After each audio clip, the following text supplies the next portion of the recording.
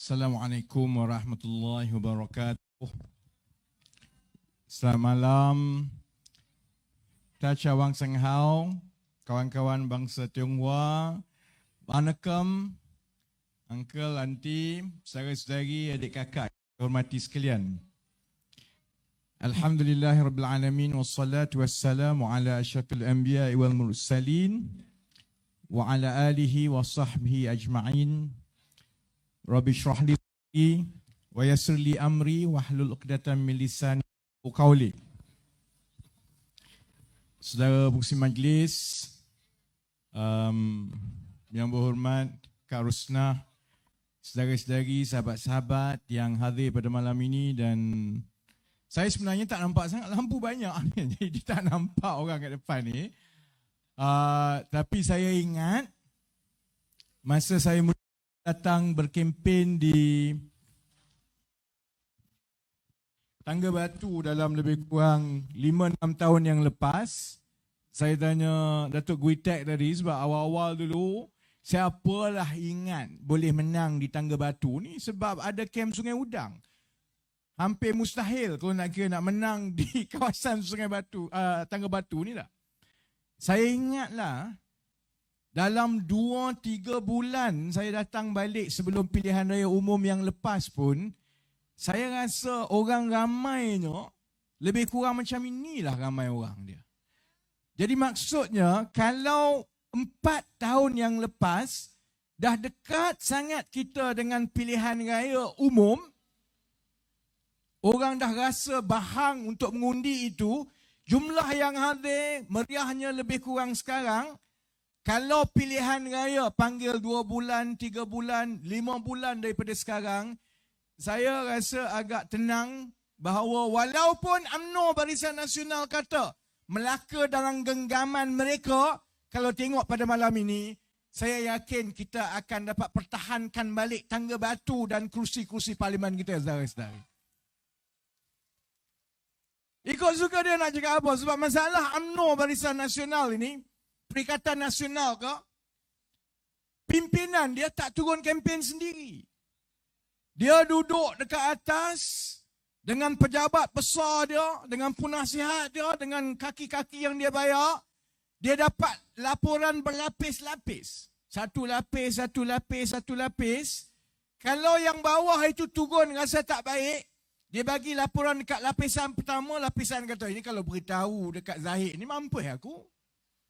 Jadi masuk lapisan kedua, makin cantik. Masuk lapisan ketiga. Sebab itu kalau ikut UMNO Barisan Nasional, walaupun satu dunia dah tahu dia ni parti Mat Sakau, dia masih lagi yakin boleh menang, saudara-saudari. Beza dengan kami dalam PKR dan Pakatan Harapan, saya pengarah pilihan raya pusat. Saya sendiri turun. Saya sendiri dengar, saya sendiri tengok. Sebab itu laporan saya bila balik kepada parti, kalau begini di Tangga Batu, tahniah kawan-kawan Melaka, kita akan reverse balik keputusan PRN tahun lepas, saudara-saudara. Saya ucap terima kasih kepada Kak Rusnah dengan kawan-kawan yang teringat dekat birthday saya. 2-3 hari yang lepas lah. Tapi saya pula teringat, bila bagi birthday tu, saya teringat, agaknya Allah kesiannya lah. Birthday Najib nanti siapalah nak bagi kek kat dia. Saya ingat Allah, korang ni janganlah buat macam ni, bagi birthday live FB orang tengok. Kalau orang UMNO yang duk tengok, sebab malam-malam bila kita buat ceramah, ramai orang UMNO tengok. Sedihlah dia. Dia teringat dekat Najib. Sebab itu saudara-saudari, jangan tambah kesedihan UMNO Barisan Nasional, cukuplah Rosmah seorang yang sedang rindu sangat kat Najib sekarang ni. Baik. Kita mungkin dalam 1 bulan, dalam 2 bulan, mungkin 3 bulan untuk masuk pilihan raya, kan. Saya pergi mana-mana ialah orang nak dengar hujah, orang nak dengar skandal, orang nak dengar macam-macam, kan. Malam ini saya mungkin nak sentuh agak lain sedikit.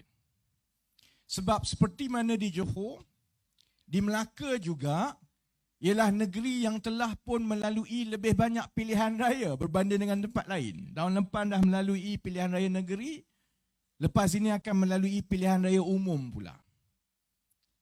Selalunya, kita dengar daripada pimpinan, pasal pimpinan. Pasal tanggungjawab orang politik, tanggungjawab kerajaan dan sebagainya. Malam ini saya nak pusing sedikit. Saya pun seperti saudara-saudari juga adalah pengundi. Kita semua ni ada hak yang sama. Setiap seorang daripada kita mempunyai hak dan tanggungjawab dan amanah. Bukan hak dan keistimewaan semata-mata, tetapi hak mengundi itu datang dengan amanah supaya kita memilih pimpinan yang menjadi kerajaan yang baik. Jadi kita juga kena tahu bahawa untuk memilih itu, kenalah kita buat keputusan yang baik kerana kita akan dipertanggungjawabkan atas keputusan kita itu. Saya senanglah. Kalau dalam kubur keluar cerita, saya boleh jawab soal mengundi ini. Atas dunia saya boleh jawab. Kalau orang kata, kamu tak malu ke Malaysia? Ada Perdana Menteri yang masuk rekod nombor 1 paling banyak curi duit rakyat dalam satu dunia. Saya tak malu. Sebab saya tak pernah mengundi dia, saudara-saudari. Sepanjang saya ada hak untuk mengundi, saya rasa saya telah menjalankan amanah itu dengan baik. Sebab saya tak pernah pilih. Kalau saya tahu dia ni akhlak tak betul. Kalau saya tahu dia ni bangang, tak reti buat kerja. Walaupun dia baik dengan saya, kalau saya tahu dia ini tidak amanah, makan duit rakyat, macam mana kalau adik saya ke, abang saya ke, pak saudara saya ke, insya-Allah saya takkan undi. Sebab saya tahu satu hari nanti saya akan kena jawab atas amanah mengundi saya itu.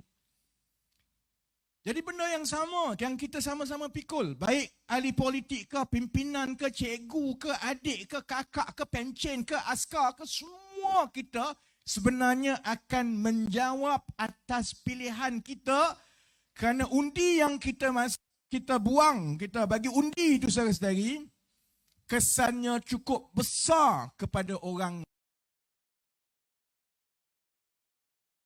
Mengundi pasukan, mengundi parti yang akibatnya hak orang lain dirampas, berlaku ketidakadilan, kita juga sama-sama pikul.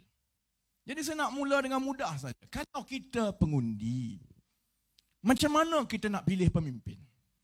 Sebab saya pergi mana-mana, selalunya UMNO, PAS, Bersatu ni dia tak boleh jawab dengan saya. Dia akan hina, maki, tapi dia tak boleh jawab hujah dan bukti yang saya tunjuk. Dia tak boleh jawab. Jadi kalau kita jadi orang biasa, dalam memilih pemimpin dalam sistem demokrasi macam Malaysia, tambah sekarang ni parti bersepah-sepah. Saya tunggu parti Tupperware lepas ni untuk masuk tanding. Segala jenis parti ni. Parti bersepah-sepah, semua orang nak jadi wakil rakyat.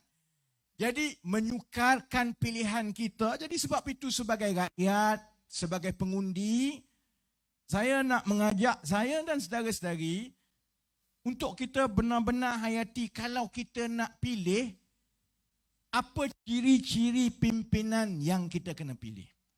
Sebab saya nak jawab benda yang pertama sekali, iaitu bila UMNO Barisan Nasional, Perikatan Nasional serang, dia kata, kamu jadi kerajaan, apa kamu nak buat? Dulu kamu tak buat apa.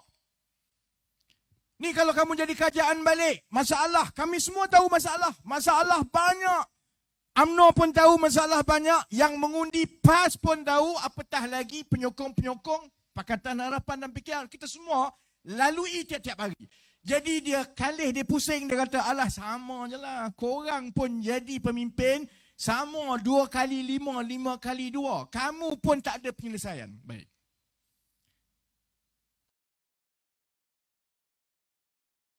Boleh pilih orang yang paling cerdik untuk menganggotai kerajaan lepas ini.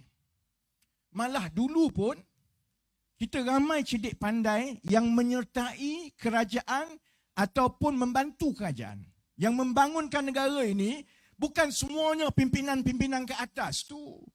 Ramai yang membantu membangunkan Malaysia daripada kita merdeka sampai sekarang. Tenaga di belakang tabik ialah semua orang cerdik-cerdik semua. Belajar tinggi-tinggi. Pengalaman saya kerja kat korporat dan sebagainya, saya boleh beritahu hampir semua pimpinan yang saya jumpa dalam bidang lain itu lagi cerdik daripada menteri-menteri UMNO yang ada tu pun. Tapi kenapa dengan begitu ramai orang cerdik, orang jujur, orang yang sebenarnya boleh membuat perubahan di negara ini, tapi kita makin teruk satu zaman ke satu zaman, makin miskin, keadaannya makin perit untuk rakyat. Kenapa daripada zaman saya kecil dulu sampai sekarang, saya dah umur 45 tahun sekarang ini, kita rasakan bahawa keadaan makin teruk dan makin teruk. Sebabnya ialah, dalam sebuah sistem kerajaan macam kita, bawalah orang cerdik macam mana pun, kalau kepala dia, kalau pimpinan menteri-menteri yang ada kuasa, yang orang cerdik-cerdik ni kena jawab kepada menteri-menteri 4-5 orang ni, bawalah orang cerdik macam mana pun. Kalau kepala 4-5 dekat atas ni tak ada ciri-ciri pemimpin yang baik, dia tak jadi. Mari orang cerdik nak beritahu, Datuk Seri, kita kena buat gini. Tak berminat, dia tengah cek baju mahal dia yang baru. Mari orang cerdik beritahu, Datuk Seri, kita kalau ambil wang dan laporkan dan kita bagi peluang kepada orang-orang kampung biasa supaya setiap seorang itu dibantu seorang boleh pelihara lembu 100 ekor secara teknologi dan tersusun, kita tak payah import lembu. Menteri dengar, bagus ni. Aku nak ambil idea tu. Dia ambil idea tu, ambil duit 250 juta, lembu tak ke mana, kondo yang kita dapat. Benda ni dah berlaku berpuluh-puluh tahun, saudara-saudari. Saudara-saudari bekerja di jabatan masing-masing, pun saudara-saudari tahu apa yang saya katakan ni betul. Sebab itu orang kita balik luar negara, cerdik, pandai, ada idea macam-macam. Mari umur 40 tahun, dia kata, tak apalah, aku dah malah dah semua ni, aku dah lalui semua. Kalau yang kepala itu malaun, marilah orang cerdik macam mana pun, idea hebat macam mana pun tak jadi. Sebab itu tanggungjawab kita sebagai pengundi ni cukup penting. Mari idea macam mana pun, anak-anak kita belajar cerdik macam mana pun, kalau kita tidak letakkan pimpinan yang betul di atas, negara ini akan makin rosak dan makin rosak. Sebab itu saya tak tahu saudara-saudari memilih macam mana. Kalau orang UMNO, saya tahulah dia pilih macam mana. Dia tengok Najib, dia rasa Allah, tak ada manusia lagi yang lagi handsome daripada Najib ni. Dia tengok Zaid, saya pun tak tahu. Kalau orang UMNO tengok Zaid, apa yang disayang sangat dekat Zaid ni? Duit. Kalau dalam UMNO saya tahu dia nak pilih, dia tengok apa? Saya tak tahu sahabat-sahabat saudara-saudari, bila nak pilih itu, apa ciri-ciri yang saudara-saudari nilai? Saya boleh berkongsi, saya ada 4 benda. Yang Islam cukup tahu, yang bukan Islam, ciri-ciri ini sama saja. Kamu Islam ke kamu tak Islam, kalau kita nak pilih pimpinan, paling kurang kena ada 4 ciri ini. Pertama ialah, dia mesti bercakap benar. Dia tak reti berbohong, tak pandai kona, dia bercakap benar. Dalam Islam, dia panggil siddiq. Maksudnya dia memang akan bercakap benar, saudara-saudari. Mudah je, tak susah untuk kita nak nilai pemimpin ini. Tengok dulu dia tu kaki putar alam ke tidak. Kalau dia jenis memang tak reti nak berbohong, orang marah kat dia pun, dia tak reti nak bohong, itu tanda-tanda yang baik. Sebab itu kita sekarang ni berada dalam longkang. Sebab dalam 10-15 tahun yang lepas, jenis pimpinan yang kita ada yang mentadbir negara ini, dia bohong tu satu hal. Dia bohong, monyet pun tak percaya saudara, dia tetap bohong. Tak masuk akal benda yang dia bohong. Tak percaya? Tanya Najib.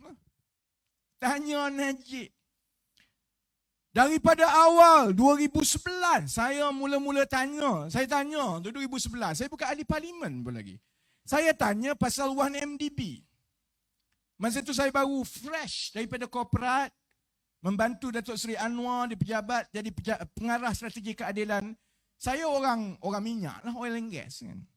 Pelaburan pertama 1MDB ni kononnya ialah beli lapangan minyak dengan Petro Saudi. Kawan-kawan saya yang dalam oil and gas kata, aku rasa tak ada pun pendatang tu. Bercakap-cakap dengan kawan-kawan dalam oil and gas, dia kata benda tu tak ada, tipu semua ni. Itu yang saya tanya mula-mula. Betul ke tidak 1MDB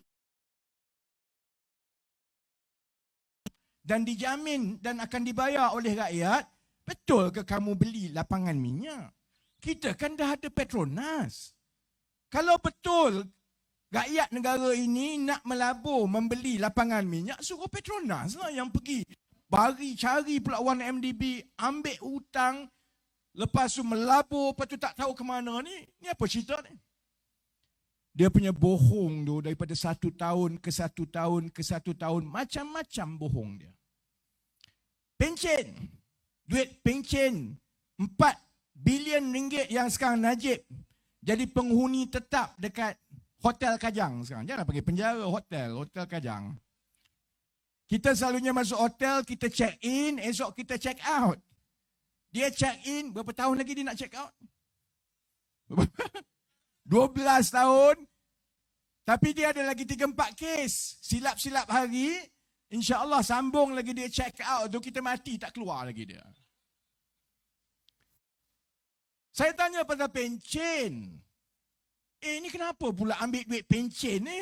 Sebab saya masa itu di parlimen, saya memang tengok kedudukan kewangan kumpulan wang amanah pencen.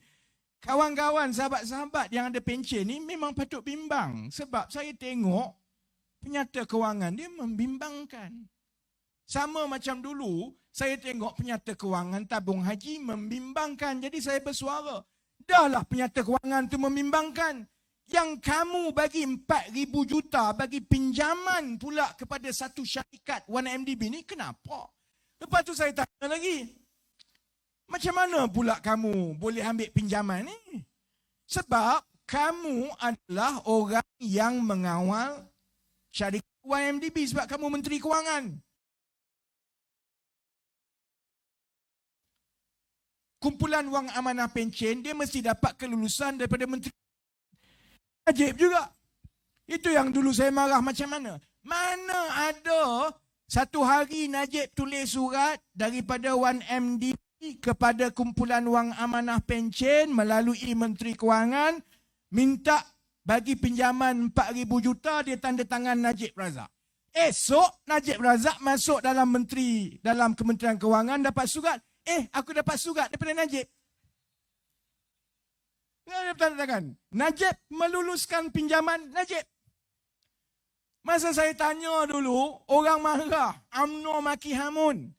Saudara-saudara ambil masa 8 tahun untuk kita buktikan bahawa benda tu betul. Sekarang, bukan saya yang ada dalam lokap dan penjara, saudara-saudara. Yang ada adalah Najib sebab dia bohong daripada awal pasal 1MDB. Tahun 2016, apabila mula terbukti bahawa wang masuk terus ke dalam akaun dia 2.6 bilion.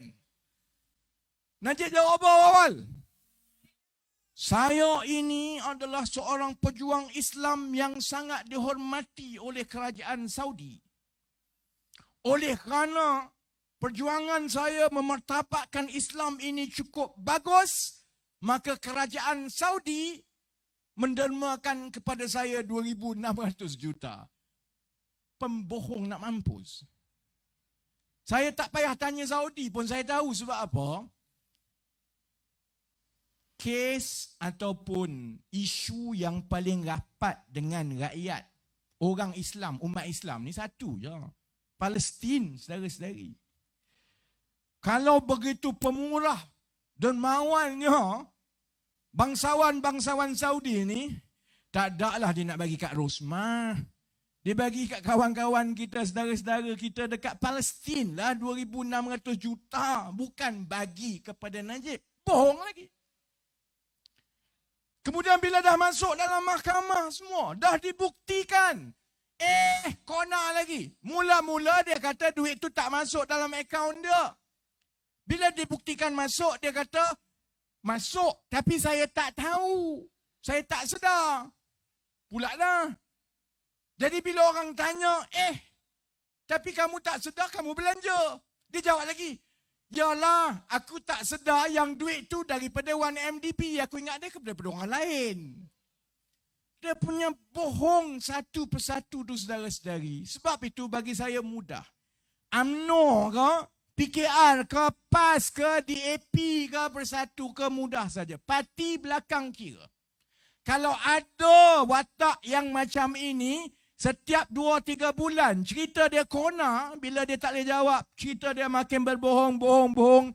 Saudara-saudari, orang macam ini tidak boleh dipilih untuk menjadi wakil kita dalam pilihan raya. Dia tak menepati ciri pertama, pemimpin itu mestilah siddiq, bercakap benar, saudara-saudari. Yang kedua apa dia? Dia mestilah amanah. Maksudnya kalau dia dapat kuasa, dia akan betul-betul menjaga kuasa dan tanggungjawab itu dengan sebaik dan seadilnya, supaya bukan untuk kepentingan dan tembolok dia. Kalau dia dapat makanan untuk diagihkan, dia agih untuk semua orang miskin dulu. Habis tu, kalau ada sikit makan yang bukan hak aku. Mudah saja. Saya tak payah ceritalah, hidup saya dalam politik ni memang daripada 2010 kejar penyamun dan mak sakau dalam negara kita. 14 kali saya turun naik mahkamah. Orang UMNO dan orang PAS beritahu, kamu dulu masa Pakatan Harapan berkuasa, kamu telah digugurkan kes. Apa beza kamu dengan Najib? Celaka betul lah. Saya tak curi satu sen pun, saudara-saudari. Saya ada 14 kes turun naik mahkamah. Bukan sebab saya curi duit. Kerana saya bercakap benar. Dan masa itu, kalau kamu bercakap benar dan mereka nak sembunyikan pencurian wang yang mereka buat, mereka akan gunakan undang-undang untuk menakut-nakutkan kita. Saya masuk lokap bukan sebab pecah amanah. Saya masuk lokap bukan sebab saya curi duit. Sebab mendedahkan kononnya rahsia kerajaan. Rahsia kepala otak kau curi duit. Jadi, sebab itu masa itu saya muda-muda. Sekarang tua lah. Ini masa saya umur 35. Garang lah. Sekarang ni tak payahlah letak kat lokap. Aku dah tua. Masa itu saudara-saudari, saya beritahu, kalau harga bercakap benar itu tidur 3-4 malam dalam lokap, saya tak takut. Sebab mereka ada polis, mereka ada penguasa. Kalau kita yakin kita benar, kita ada Allah bersama-sama kita, saudara-saudari. Sebab tu saya tak takut. Orang UMNO kata, sama saja ni pimpinan daripada pakatan sebab digugurkan kes. Semua kes orang macam. Sebabnya, selama berpuluh-puluh tahun, sengsara paling besar rakyat kita ialah apabila kekayaan dan peruntukan wang negara habis kena sapu untuk dia. Yang terbaru, sebab itu saya datang ke Tangga Batu. Dalam kat sini ni ada kem Sungai Ujang. 4-5 bulan ni kebelakangan ni kita dengar cerita kapal. Kapal yang halimunan tak timbul, tak keluar. Saya rapat soal tentera ni daripada dulu atas satu sebab. Orang UMNO, orang PAS kata, orang-orang macam saya dalam PKR ini tak ada jiwa Melayu. Tak peduli pasal orang Melayu. Saya bangga sebagai orang Melayu. Saya anak Melayu. Dan saya tak malu sebut perkara itu dengan kehadiran kawan-kawan yang berbangsa Tionghoa dan India. Sebab kita menjadi benteng pertahanan utama negara ini. Kita orang majoriti. Kalau kita bagus, kalau kita cerdik, kalau kita amanah, maka daripada sikap kita itu akan bawa laba kebaikan kepada semua orang. Bukan saja orang Melayu, orang Cina pun akan hidup senang, orang India pun akan hidup senang. Kalau saya bangga pasal orang Melayu, salah satu sebab yang saya cukup prihatin ialah nasib prajurit-prajurit kita. Kita tak pernah berperang lagi, saudara-saudari. Kalau kita berperang, nyawa kita, nasib kita, wujud atau tidaknya negara kita ini terletak di tangan askar-askar kita ni. Paling kurang, saudara-saudari, janganlah kita hina dia. Dahlah kita tak bayar dia banyak. Dahlah kita tak letakkan dia di tahap yang sama macam negara-negara lain. Dahlah kita minta anak-anak yang muda ini masuk jadi askar, kemudian berkhidmat. Kalau ada perang, bukan Ismail Sabri dululah yang pergi. Saya ingat, kalau ada perang, saya ingat pimpinan UMNO yang dekat PWTC itu, Ahmad Maslan. Saya ingat Ahmad Maslan pergi perang dulu ke? Taknya. Sama macam dia menangis sebab Najib masuk penjara sekarang. Kalau Malaysia perang, dia menangis. Dia dulu cabut, saudara-saudari. Akhirnya benteng kita ialah angkatan tentera kita. Baik tentera darat, baik tentera laut, baik tentera udara. Dan saya datang daripada keluarga yang memang ada askar prajurit. Arwah sepupu saya tentera darat. Pak mentua saya pesara pencen tentera. Jadi saya faham perasaan orang tentera. Kamu curi duit 1MDB satu hal tak? Beza dia curi duit 1MDB dengan curi duit kapal, curi duit peruntukan pertahanan ni begini. Curi duit 1MDB rakyat mungkin tak nampak kesan dia terus. Sebab kita hanya akan membayar hutang itu bagi pihak mereka dalam bentuk cukai yang dia kutip daripada kita. Kita mungkin tak nampak. Tapi bila dia sakau duit peruntukan pertahanan, sementara kita dahlah kena tanggung hutang yang besar, yang sengsara adalah prajurit-prajurit kita. Ini semua Melayu, saudara-saudari. Bayangkan, saya kata bayangkan, cerita kapal. Saya tahulah kapal ni. Bayangkan, Indonesia dah siap kapal dia. 10. Singapura dah siap kapal dia 10. Tempah sama-sama tempah tu tahun 2011, 2012 dulu. Singapura kata siap tahun 2016. Siap betul. Indonesia siap betul. Ni kita dah 12 tahun, 2022 sampai sekarang. Satu kapal pun kita tak pasti boleh siap ke tidak. Bila kita tanya Hishamuddin jawab lain, tentera jawab lain, kementerian jawab lain. Hishamuddin kata akan siap yang pertama tahun 2023 macam itu. Kemudian akan siap satu lagi kapal. Ada kenyataan daripada tentera pula siap 4-5 tahun lagi. Ada kenyataan kata siap 2 kapal. Ada kenyataan kata siap 4 kapal. Kalau tanya kepada pimpinan tentera laut kita, saya duduk berbincang dengan pesara-pesara yang jawatannya cukup tinggi dulu. Saya tanya, kenapa datang jumpa saya? Kenapa beritahu, mengadu benda ni pada saya? Ini jawapan dia. Mereka menghabiskan masa muda sampai tua berkhidmat untuk membina armada tentera laut kita ini sehingga pada tahun 70-an dan 80-an menjadi antara yang terbaik di rantau ini. Masuk tentera laut, orang hormat, bangga, ada kebanggaan. Mereka rasa kalau ada perang, kita ada pertahanan yang baik. Menjadi askar, menjadi Navy itu adalah satu kebanggaan khidmat kepada negara. Dan bila mereka tua, satu persatu, sekarang banyak umur dah 80 lebih dah. Dia beritahu saya perasaan hidup mereka sia-sia. 50 tahun berkhidmat, bina daripada tak ada kapal kepada kapal dulu yang KD Lekir, yang awal-awal dulu KD Kasturi tahun 70-an. Kapal tu semua dah umur 40-50 tahun dan kapal itu jugalah yang sekarang askar-askar kita kena pakai.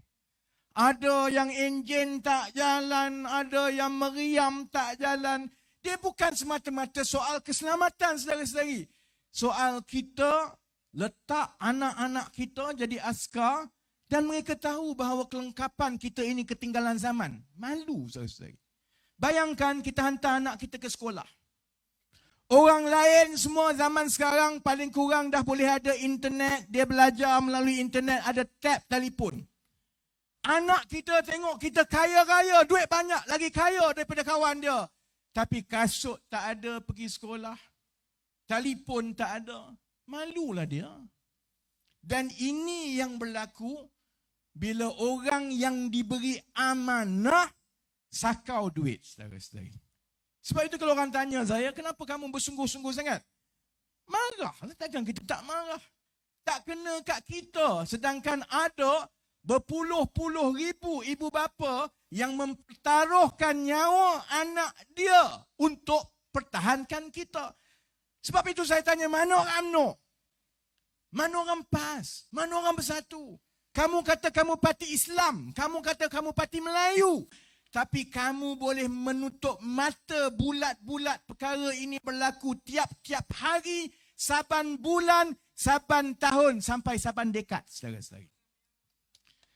Bayangkan tahun 2026, kalau betul kita siap 2 kapal, siap 2 kapal. Kapal ni kita tempah tahun 2009.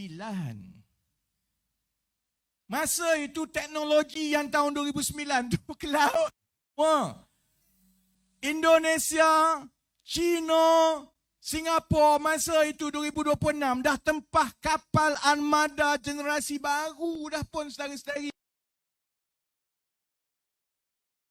Saudara-saudari, adik-adik yang pergi dekat universiti ni masuk college tak? Orang sekarang dah pakai iPhone 14. Kamu masuk nak pergi tackle girlfriend pakai Nokia 3 yang macam butter dulu tu. Tak ke malu? Saudara-saudari, itu nasib kita.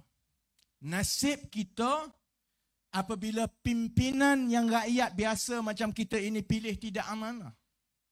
Memang tak kena batang hidung kita. Akan ada penyokong-penyokong UMNO, PAS, Bersatu kata, alah, bukan kena kat aku pun. Mungkin tak kena atas batang hidung sekarang, tapi satu hari nanti kita kena jawab kerana atas pilihan kita itulah yang memberikan kuasa kepada manusia-manusia yang tidak amanah dan memilih pemimpin yang tidak amanah itu akan merosakkan negara. Itu cerita kapal. Cerita kem Sungai Udang satu hal lagi. Itu cerita tentera laut. Cerita tentera darat pun ada juga. Saya tak nak cerita panjang saya kat sini lah. Dia macam cerita Netflix lah. Dia kena cerita sikit. Kita nak pergi perang, kenalah ada artileri. Orang askar kat sini tahulah. Saya pelik tau. Kalau saya tak jadi accountant, tak jadi engineer, satu cita-cita saya, ni kira fantasi saya nak jadi askar daripada dulu. Saya suka tembak orang ni, memang pelik daripada dulu. Jadi saya tahu soal infanteri, soal artileri, semua ni saya memang belajar dengan mendalam. Itu minat saya. Tentera darat, memang daripada satu masa ke satu masa, kita perlukan artileri yang berkembang dengan zaman itu. Nak tembak meriam tak? Meriam ini diukur dari beberapa segi lah. Tapi selalunya meriam yang lebih baik boleh menembak dengan lebih jauh. Kalau meriam kita zaman tentera Bugis dulu, matilah kita. Kan? Orang datang daripada 10 km tembak, kita kena kita nak balik-balik, put jatuh kat depan tu kan. Jadi soal meriam, persenjataan meriam bagi tentera darat ni cerita lama. Sama juga soal kapal untuk Navy, cerita lama juga. Saudara-saudari tunggu. Saya kesian bila dengar cerita daripada tentera-tentera ni. Menteri UMNO ke, Menteri Bersatu ke, Menteri PAS ke tak tidur malam lepas ni. Dulu pegawai-pegawai kerajaan takut untuk bercakap dengan parti macam Keadilan ni. Sebab kami ni dilihat sebagai pengkhianat negara, tukang kacau. Saudara-saudari sekarang ini saya tengok selepas mana MDB semua ni, salah satu perubahan yang paling baik, antara orang yang paling berani buka mulut ialah pegawai-pegawai kerajaan. Kamu sakau duit, sampailah pegawai kerajaan dekat saya jumpa. Ada je. Boleh tak jumpa? Saya kalau orang cari, orang lain ahli politik cari, payah saya nak jumpa. Kalau pegawai kerajaan yang saya tahu, dia nak beritahu tentang maklumat sakau duit ni, memang saya sampai kat situ. Sehari-hari tunggu, kapal tak habis lagi cerita kapal ni. Saya berada luar negara, 2-3 hari lagi, jadi tak sempat lagi. Saya balik saja sehari-hari. Seperti biasa, saya akan tunjuk dokumen demi dokumen, harga demi harga, berapa banyak dia markup, berapa banyak dia buat. Soal dia nak sakau duit tu satu hal. Soal kau gila, kau bagi kelengkapan ataupun meriam ataupun persenjataan yang sebenarnya akan membahayakan dan juga menghina angkatan tentera kita. Saya tunggu, kalau bukan minggu ini, minggu depan insyaAllah. Saya bukan Najib, kata nak saman minggu depan, sampai kesudah tak saman. Kalau saya kata minggu depan tu, insyaAllah minggu depan kita buka cerita meriam pula. Kapal kita dah tunjukkan, meriam kita tunjukkan, sebab saya yakin pentingnya untuk kita menyedarkan sahabat-sahabat rakyat kita bila mengundi itu, tolak tepi soal perkauman, soal benci, soal kita dilaga-lagakan. Hatta kamu Cina ke, Melayu ke, India ke, Iban Kadazan, tanggungjawab kita dan bagi yang Islam, tuntutan agama pun. Kita kena pilih orang yang amanah. Tak suka kat dia, tak apalah. Tapi kena pilih yang amanah. Sebab kalau kita tak pilih orang yang amanah, kita akan mengalami masalah-masalah yang berlaku. Soal kapal, soal tentera, soal meriam. Ini belum lagi soal segala jenis benda yang tak larat nak korek satu-satu. Baik. Saya dah sentuh soal Siddiq, bercakap benar. Saya dah sentuh soal amanah, memegang amanah itu dengan betul-betul. Yang ketiga, nak pilih pemimpin, mestilah pilih pemimpin yang tabligh, menyampaikan, mencerdikkan, mencerahkan. Kita nak ikut pemimpin, kita nak ikut supaya kita lagi jadi cerdik. Kalau kita ikut yang kononnya pemimpin, kita lagi jadi bodoh, mampu kita. Kita kena ikut orang yang angkat kewarasan kita menjadi lebih baik, kerana itu lumrah manusia. Kalau kita ikut pemimpin yang buat kita lagi bodoh, masuk longkang sehari-hari, itu bertentangan dengan lumrah manusia yang Allah cipta. Sebab itu saya tengok orang tanya, kebelakangan ini orang tanya, dia kata YB payahlah, YB berkempen macam ini, YB bercerita pasal mata wang lah, kita pasal ekonomi lah, kita pasal solar lah, mana orang nak faham?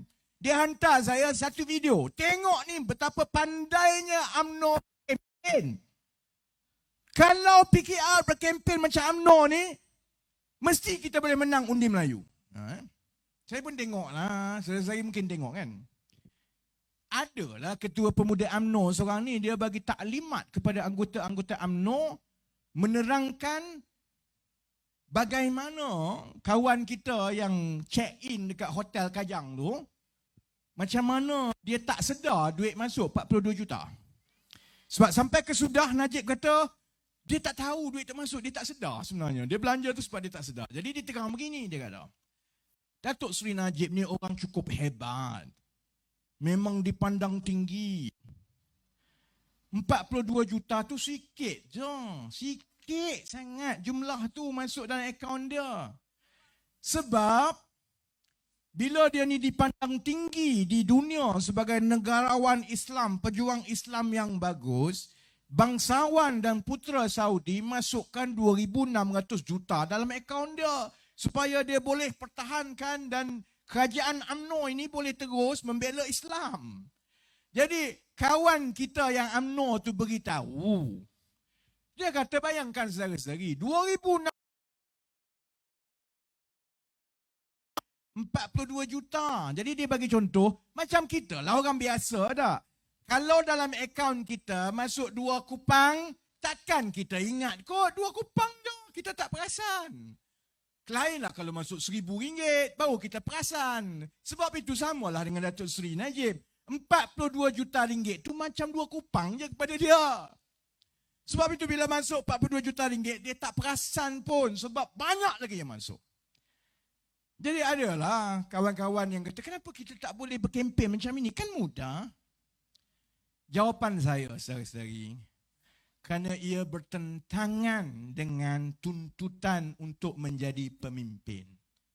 Untuk menjadi pemimpin, kita kena ada sifat tabligh. Maksudnya kita menyampaikan dan mencerdikkan dan mencerahkan.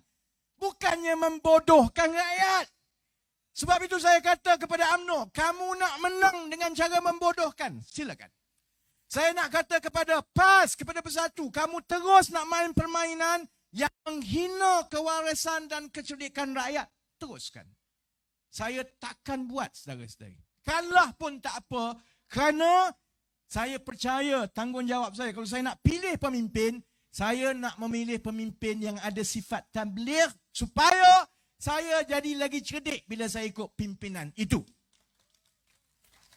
Saya nak beritahu kawan-kawan UMNO, kamu pakailah, kamu pakai kona putar alam ni kan. Sekarang kau rasa kau dapat sokongan lah sebab kau bodohkan rakyat. Najib dulu pun rasa macam tu juga. Kamu ikut Najib membodohkan rakyat, sekarang kamu ikut ayat dia. Lama-lama, kamu pun ikut check-in dekat Hotel Kajang macam dia juga.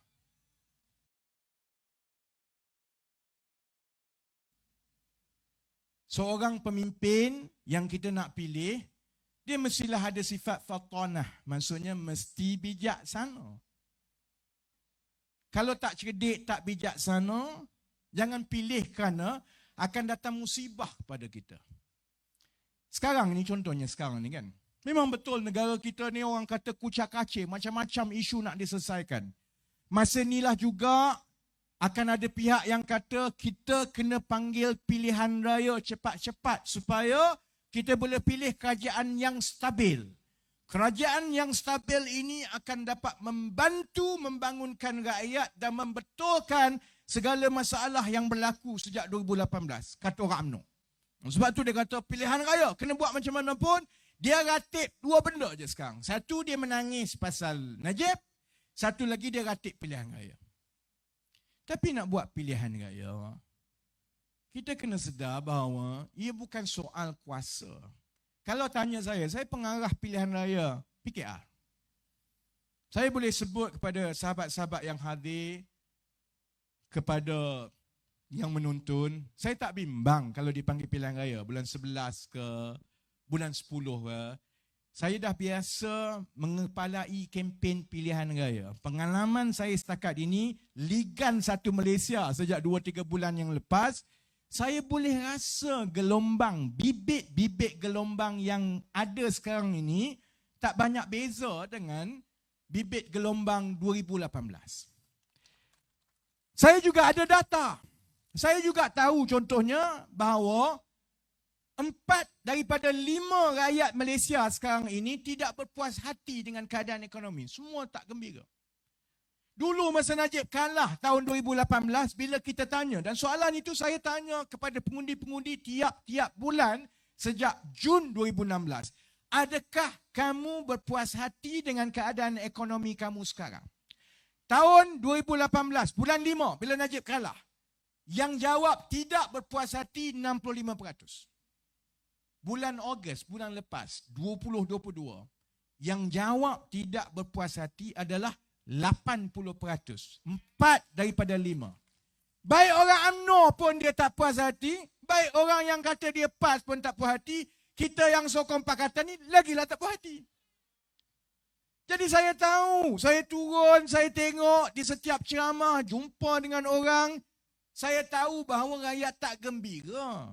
Saya tahu bibit-bibit nak membawa perubahan yang kita pernah tengok dulu ke arah pilihan raya umum 2018, bibit itu ada. Saya juga tahu bahawa rakyat tak gembira saya juga tahu dalam pilihan raya negeri Melaka, pilihan raya negeri Johor, jumlah pengundi yang menyokong UMNO itu tak berbeza sejak 2018. Sokongan UMNO kekal pada tahap 40 ke 42%. Maksudnya, kalau ada yang keluar mengundi, majoriti menolak UMNO. Kalau UMNO cukup yakin, kata, PKR, kamu bungkus kat Melaka, kamu bungkus kat Johor. Kebongkakan begini jugalah yang dulu UMNO ke arah 2018. Sebab tahun 2016, kita ada dua pilihan raya kecil. Pilihan raya kecil Kuala Kangsar dan pilihan raya kecil Sungai Besar. Sama macam ni juga. UMNO yakin. Saya ingat lagi Syarizat Jalil yang sebelum itu duduk sembunyi belakang lembu. Tiba-tiba naik lembu terus. Sebab dia rasa menang. Tengok menang di Kuala Kangsar. Tengok menang di Sungai Besar. Dia cukup yakin. Panggil pilihan raya. Kita akan dapat 2/3. Saya rasa lagi. 2/3 tak dapat. Hotel dapat sekarang. Sebab itu kalau UMNO kata, pilihan raya negeri Melaka, pilihan raya negeri Johor ini bukti rakyat menolak PKR dan Pakatan Harapan. Tak apa, silakan. Sebab kalau kita bijaksana, kita tahu dan mendalami bahawa ada banyak lagi faktor yang mempengaruhi keputusan pengundi. Pilihan raya negeri tak sama dengan pilihan raya umum. Pilihan raya negeri orang tahu bahawa kalau berubah kerajaan pun dia tidak mengubah keadaan ekonomi kerana semua dasar-dasar ekonomi dibuat oleh kerajaan persekutuan, bukan oleh kerajaan negeri. Pilihan raya negeri orang tak balik. Pilihan raya negeri berlaku masa zaman COVID. Pilihan raya negeri berlaku selepas Pakatan Harapan dan PKR kena tikam dan khianat. Banyak isu lain yang ada saudara-saudari yang menyebabkan kalau panggil pilihan raya umum sekarang, saya rasa keadaannya akan berbeza. Jadi saya tak bimbang kalau panggil pilihan raya sekarang soal menang kalah. Saya bimbang satu benda saja. Ada benda kita boleh lawan. Ada benda kita boleh ikhtiar dan kita boleh perbaiki. Melawan bencana alam yang Allah turunkan, tak boleh saudara-saudari. Tak ada orang pemimpin hebat macam mana pun yang boleh melawan bencana alam. Dan Malaysia ni bencana alam ni dah berlaku selama hampir sedekat. Dulu di Kelantan, kemudian di Terengganu. Cuma masa itu orang duk kata ini sebab tebang balak. Sebahagiannya sebab tebang balak. Tapi hakikatnya ialah dunia dah berubah. Perubahan iklim yang berlaku ni bukan benda main-main, benda betul. Kalau di negara lain, saya pernah sebut, kalau di India, di UK, orang mati sebab panas sangat. Cuaca tu terlalu panas sampai mati orang. Tiap-tiap tahun memang betul kutub utara cair. Jadi bila kutub utara ni cair, sudah tentulah dia akan ada kesan kepada iklim dunia. Dan iklim dunia itu bila dia berlaku saudara-saudari, dia bukan pilih negeri. Dia bukan pilih parti. Kotlah dia kata Melaka dan Johor. Oleh kerana rakyatnya telah membuat keputusan untuk memilih parti keramat UMNO, maka banjir akan mengelak dan masuk ke Negeri Sembilan saja.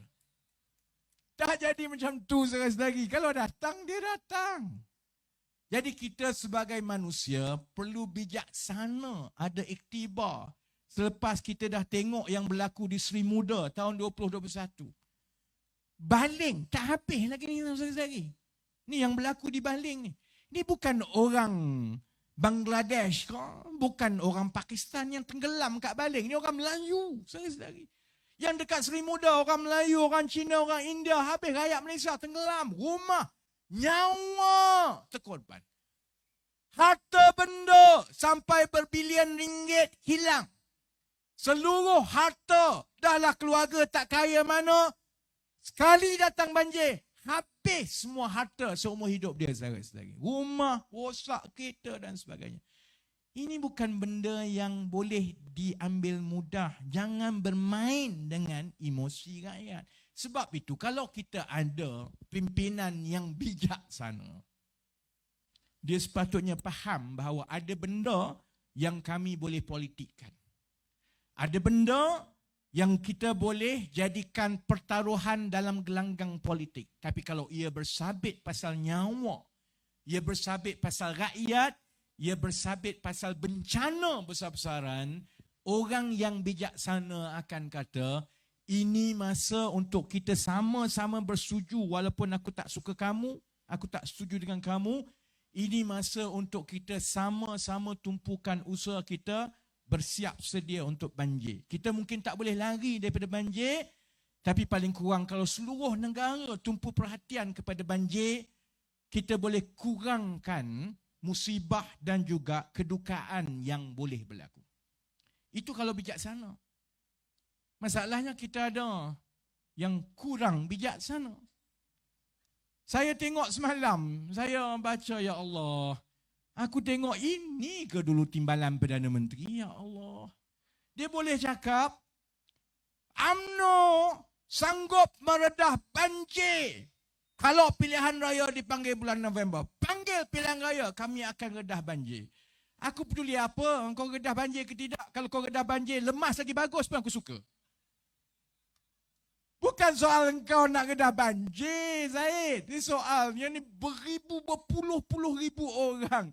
Bayangkan tak masuk akal, tak bijaksana. Di mana kita nak pergi mengundi kalau dipanggil pilihan raya? Sekolah. Kalau banjir, dekat mana jadi pusat pemindahan banjir? Sekolah. Jadi kamu nak bubuh kat mana? Sekejap. Itu orang kata mengundi atas sampan semua kan. Masa itulah kapal yang menambil itu tiba-tiba muncul. Saudara-saudari, sebab itu saya kata tak bijaksana. Ada benda yang saya kritik betul. Dan kadang-kadang saya nakal dan saya kasar kalau saya kritik betul. Tapi ada benda yang saya tak sentuh. Sebab ada benda itu di luar batasan kita sebagai manusia. Masalah kata beyond the realm of mankind. Soal bencana, soal perkara yang Allah turunkan macam ini, dia minta kita supaya, yalah kita reflect lah, kita muhasabah. Dia minta. Dia takut dah ada bilik di hotel yang sama sebelah Najib. Itu lah. Dulu sayang sangat dekat Najib. Dulu yasa. Dah kamu sayang sangat dengan Najib, baguslah tua-tua ni kamu duduklah di rumah persaraan yang sama dekat hotel Kajang. Apa yang payah sangatnya? Dan nasihat saya kepada semua yang nak jadi wakil rakyat, semua pimpinan. Kalau buat salah, yang berdosa, lebih baik kita terima hukuman di dunia, saya rasa lagi. Paling kurang saya ingat, kalau kena hukuman di dunia, moga-moga kita doakan bila masuk kubur, ringan sikit kena pukul dalam kubur.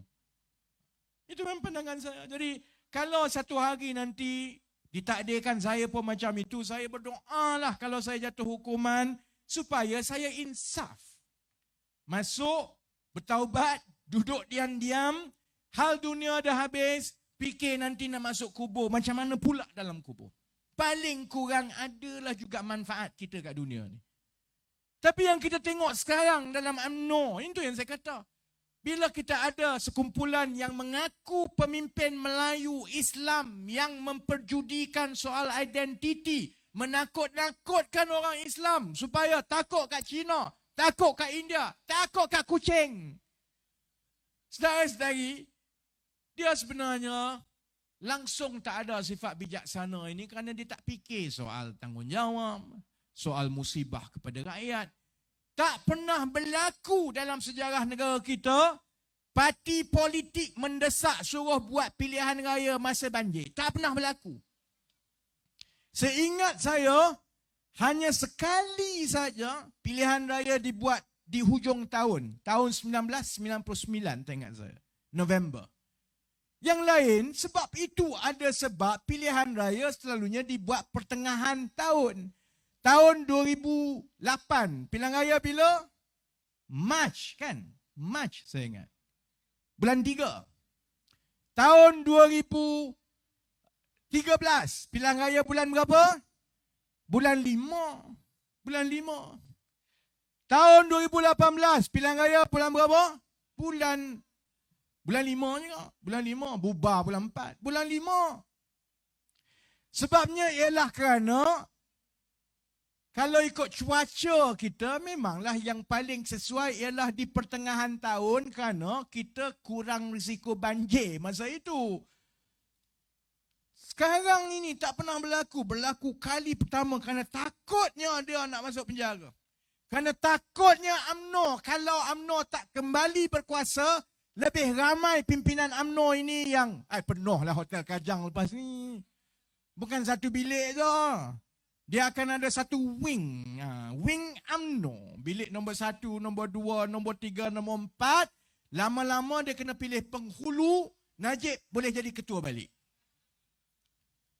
Sebab takutnya dia kepada kalau UMNO tak berkuasa balik, mereka semua mungkin akan kena hukuman. Dia tak peduli langsung tentang manusia biasa, rakyat biasa yang bukan sahaja susah, tapi kalau banjir akan bertarung nyawa. Bayangkan, kalau kita masuk bulan 11, bulan 12 ini Tengku Juh datang, kepala otak menteri-menteri, dia sibuk fikir pasal nak buang undi, cari duit nak bayar pengundi. Masa zaman tak mengundi pun dia tak peduli pasal banjir tahun lepas. Orang tenggelam dia tak datang. Kalau dia datang dengan bot untuk ambil gambar. Bayangkan kalau musim pilihan raya, saudara-saudari. Jadi sebab itu, saya nak kembali kepada asal saya berceloteh tadi tak. Kita sebagai pengundi, masuk mengundi, bukan semata-mata kita ingat kita ini ada hak aku nak pilih siapa-siapa. Kita ada hak, itu keistimewaan kita, tapi kita juga ada amanah. Saya tak minta sokong PKR atau Pakatan Harapan bulat-bulat. Sedari tahu mulut saya paling celupa sekali. Siapa yang saya tak kritik? Hatta kawan saya dalam parti pun, hatta Datuk Seri Anwar pun kalau saya tak setuju saya sebut. Saya tak kata mesti pilih PKR. Mesti pilih Pakatan Harapan. Saya kata pilih pemimpin yang ada 4 perkara ini. Nilai betul-betul. Dia mestilah seorang yang amanah.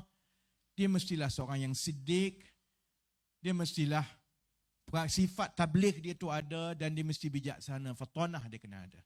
Kalau kita semua ambil kira tanggungjawab kita itu dengan baik, insya-Allah itu sumbangan saudara-saudari untuk memastikan kita letak orang-orang yang baik di dalam kerajaan, dan bila pimpinan kita ada sifat-sifat begini, insya-Allah saudara-saudari, orang cerdik-cerdik lain akan dapat membantu dan barulah idea yang baik, penyelesaian yang baik, perkara-perkara ini akan mula ada kesan dalam negara kita. Nasib baik polis tak datang, tadi polis suruh berhenti kan. Jadi insya-Allah saya datang lagi ke Melaka kan. Saya Hantuah Jaya, di tempat-tempat lain, insya-Allah saya sampai. Sebab kita ada tanggungjawab yang besar, kita akan masuk pilihan raya.